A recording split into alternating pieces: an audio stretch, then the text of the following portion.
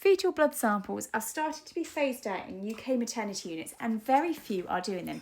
But what is a fetal blood sample? Why might you be offered one? And why are we phasing them out? So a fetal blood sample is a sample of blood that is taken directly from the baby's scalp and it is tested. It's put through a very quick processing analyzer to see how acidic the blood is. When we become stressed, when we don't get enough oxygen, either as an adult or as a child or as a baby or as a fetus, what happens is our blood starts changing. It becomes more acidotic. The more acidic it becomes, the more likely that we are not getting enough oxygen.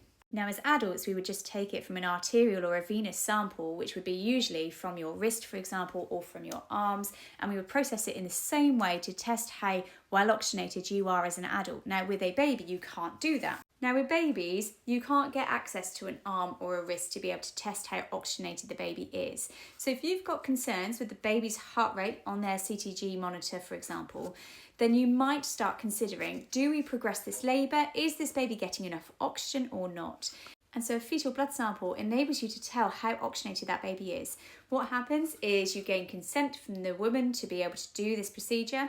Their legs are put into lithotomy and a speculum is put into the vagina. What then happens is the obstetrician will then prick the top of the baby's head, gain a blood sample. That blood sample is then taken to the analyzer, it's then processed and the results are delivered within a couple of minutes. And depending on those results will depend on what is recommended next. If those results come back with a low pH, then what would be recommended is that you get on and you deliver the baby as soon as you can. This is normally by caesarean birth at this stage. But if the person was fully dilated, then of course it could potentially be a very quick forceps or von-2s. If it's entirely normal, then as long as progress has been fine, there's no other risk factors, anything else like sepsis, for example, suspected sepsis, then you can continue the labour. And this is with an intention and aim of achieving a vaginal birth. If it's in the middle, so it's starting to drop, but it's not warranting delivery yet, it's usually recommended that will be repeated usually in about an hour, depending on what's going on with that heart rate trace, the mum, the other clinical picture aspects. Now, the benefits of a fetal blood sample is that it gives you an instant result. It tells you, yes, this baby's getting enough oxygen or it's not. That helps you with the whole clinical picture of recommending things like caesarean birth or forceps or von-2s very quickly if this baby's not getting enough oxygen.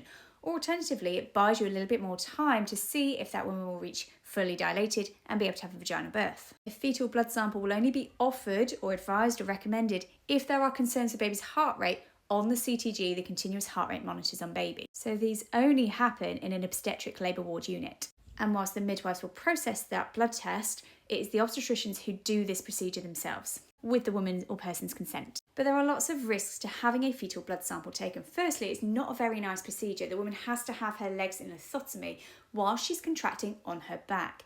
And especially if there's no epidural on board, it's an uncomfortable procedure to have undertaken. It takes 5 to 10 minutes. So if you're contracting 4 contractions in a 10-minute period, you're flat on your back with your legs akimbo for that 10-minute period. There's risk of infection because a blood sample is being taken from the top of the baby's head. There's also a risk of bleeding, particularly if there are any concerns with the baby's blood clotting status. This might be due to certain maternal medications that are used. It might be due to prematurity, for example.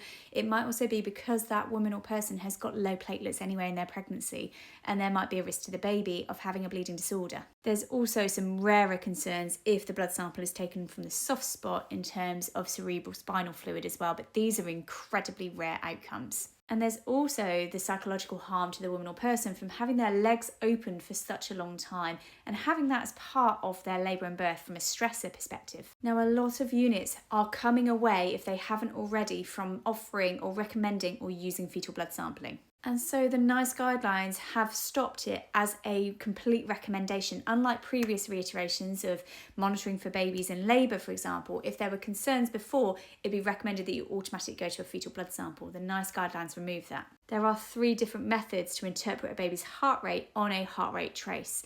And physiology is something that a lot of units are going over to, where they start to understand what is happening for that baby in that uterus, in this pregnancy, in this woman. What are the risk factors? What is this baby telling us?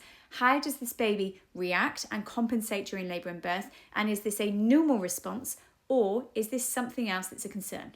And by using physiology, the interpretation tends to be more accurate of knowing what's going on with that baby in that uterus, and also then putting in place the different interventions that should be recommended based on whatever that baby is doing currently. And instead of focusing on pattern recognition, which is what the NICE guidelines, which is one of the different methods of being able to interpret a fetal heart rate in labour and birth, instead of doing pattern recognition, it's about educating midwives and obstetricians about how is this baby doing, what are its risk factors, what is going on in this uterus for this baby, what are the risk factors for growth, for example, for the pregnancy itself in terms of things like preeclampsia or gestational diabetes. Are there any signs or symptoms of infection? Is there meconium present? It's about looking at that whole holistic picture, what the progress is like, and looking at that baby and what it's telling you and what it is doing physiologically inside, as opposed to going, oh, let's just do a blood sample just to check. And removing it, it's applying evidence-based practice, it's applying knowledge and skills. And the Cochrane systematic review on it found that it sometimes increases cesarean births unnecessarily and that it had no real benefit overall. It didn't reduce the amount of neonatal deaths. It didn't reduce the amount of babies who were born with low oxygen levels, which led to something called HIE, something else I've talked about before. It's hypoxic ischemic encephalopathy. It hasn't reduced any of those harms. So actually, by doing fetal blood sampling, it's not really got the huge benefits from an evidence-based perspective, and it potentially has risks both for mums and babies, and that is why it's been removed as a recommendation. Now, some units will still be offering and recommending this as standard. You've got to think that it takes about 10 to 15 years for evidence-based practice to catch up. But we've also got to think that some units are still following NICE guidelines and following pattern recognition. And so the physiological education hasn't necessarily come into some units yet. And it's the understanding about how babies adapt and cope and change and what the mechanisms are in labour that helps you to interpret those heart rate traces far better. And that's because you can predict the next thing that baby's going to do. And is this the time to intervene and recommend intervention?